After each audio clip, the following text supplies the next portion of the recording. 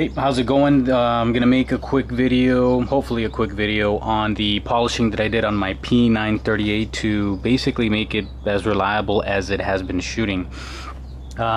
Basically what you're gonna need is some wheel polish. You're gonna need, well, actually for this you're only gonna need some wheel polish. You are gonna need some sandpaper, 1200 grit, 3M 401Q or equivalent. For work that we're gonna do on the magazine, but we'll get to that later. Now you are gonna need a Dremel felt tip and a wheel. A tip, it looks kind of like a little big eraser, and another felt pad that looks like a little wheel. Now the first thing that I did was basically try to polish all the contact points on the actual slide itself. As you can see here, it's a little dirty. I haven't cleaned it, but it's still running, 100%. But I polished the right and the left side of the underside of the slide. I also polished this right here and this flat surface here. On this, you can just use the wheel, you just glide it on. I don't have any right now to show you how I did it, but that's the way I did it. The felt tip, you are going to need to polish this other area.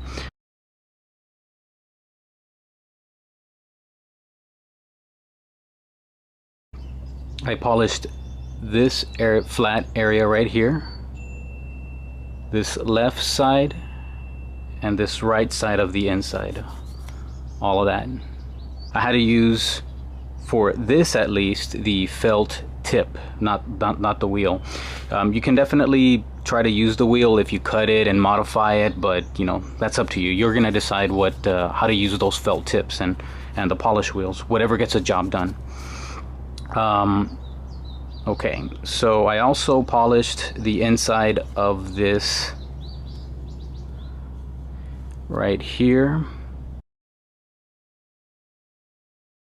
just on the top, wherever the barrel actually made a contact. Was it necessary? Probably not, but it's still a contact point, and I didn't want to not polish any contact points. I didn't want to be an issue later on.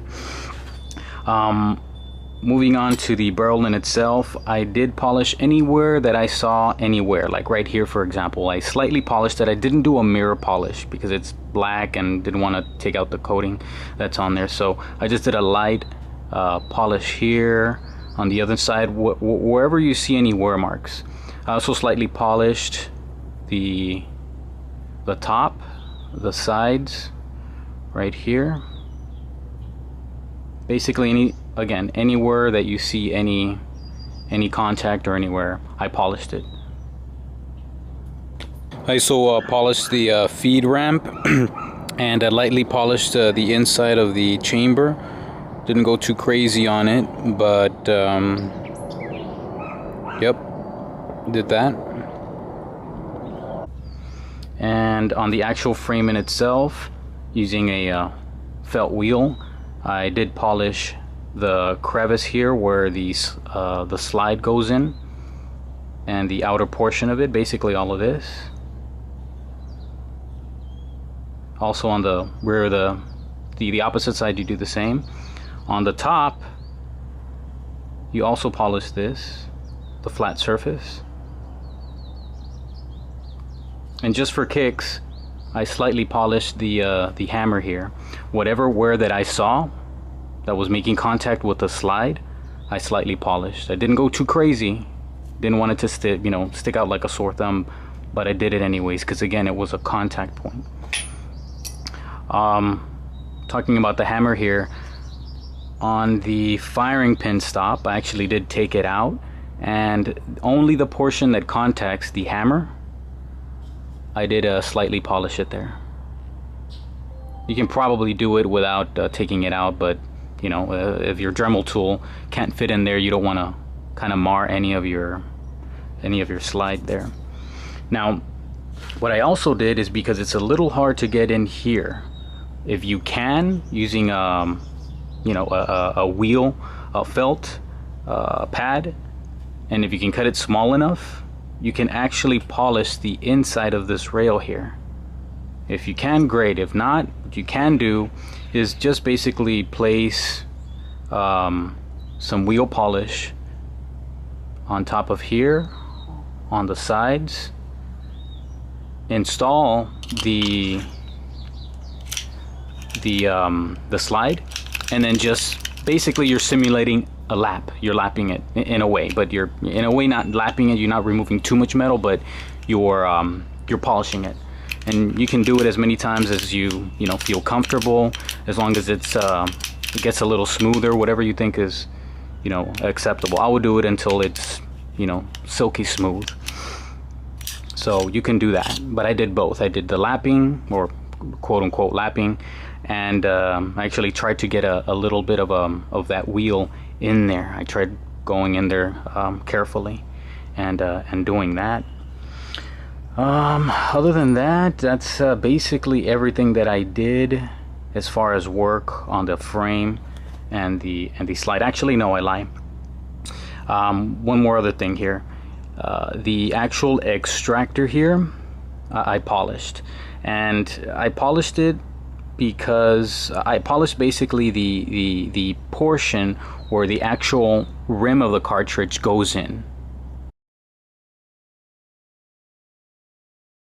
Basically where the breech face and the extractor meet, I basically polished that insides. Breech face, extractor, I basically polished in between there.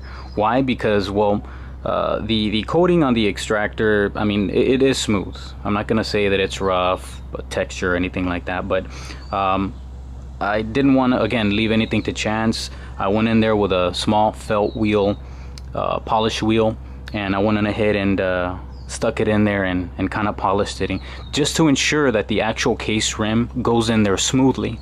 I inadvertently ended up accidentally polishing the breech face. That wasn't my intention, but I'm sure it'll help in the actual feeding of the round to make sure that it does catch on the extractor when the slide goes forward.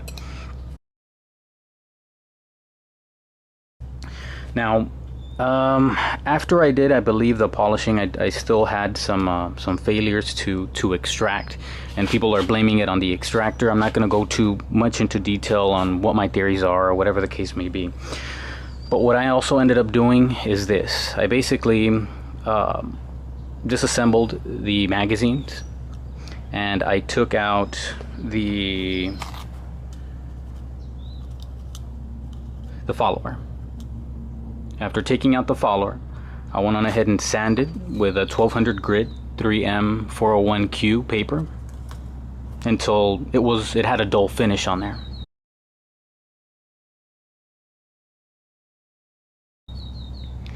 And I went on ahead and put some wheel polish, took my Dremel tool, and then gave it a polish.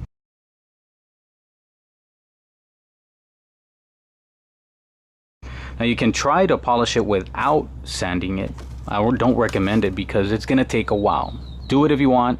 I don't recommend it. Save yourself some time. Do that first. Do the polishing. It'll definitely help you out. Now, a lot of people blame the extractor for being a problem. If you're one of those people that basically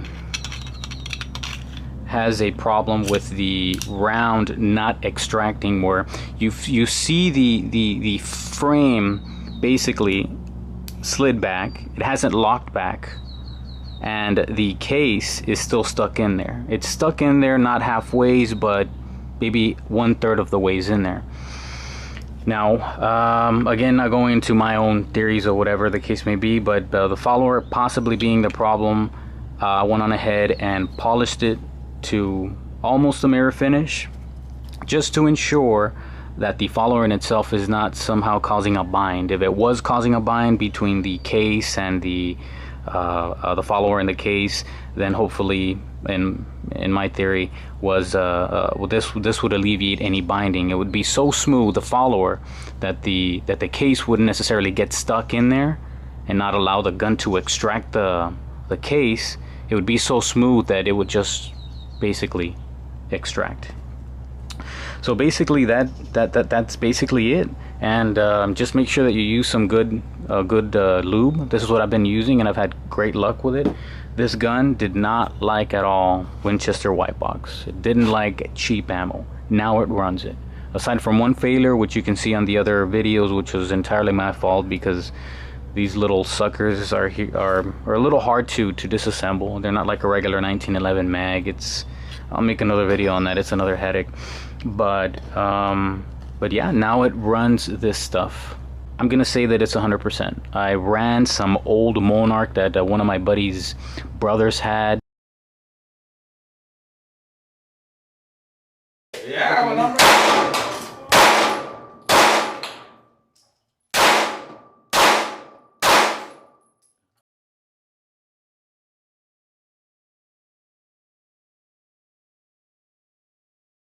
They also had some other obscure ammo that I've never heard. It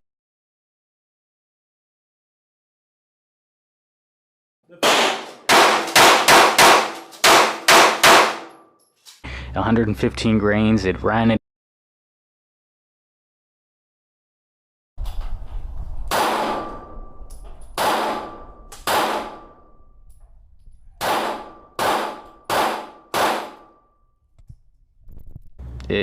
That's how I made my gun function with 115 grain ammo. Hopefully it does help you as well. I don't know if it basically voids the 6-hour warranty. I don't think it does. Don't take my word for it. I haven't necessarily modified any of the components. I've polished them, something that it would do in itself anyways. But I'm not going to go through the hassle of buying ammo unnecessarily just to make this thing work the way I want it to. So yeah, that's what I did. Just polish that. Make sure you work on the magazines, and you should have, if not 100% reliability with this gun, you should have a better success rate as far as extractions and all of that. But it was pretty simple. It's basically what you call a fluff and buff. I haven't seen anyone work on the magazines like I did like that. I don't know if someone has, but if they have, well, great. If not, I think maybe this is one of the biggest problems, is the design of the magazine. I'm thinking that it does cause a bind. I've polished it so much that it won't cause a bind anymore.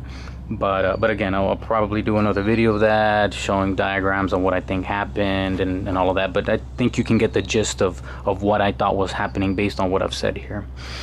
But other than that, yeah, that's it. Go ahead and polish this thing up and get it up and running.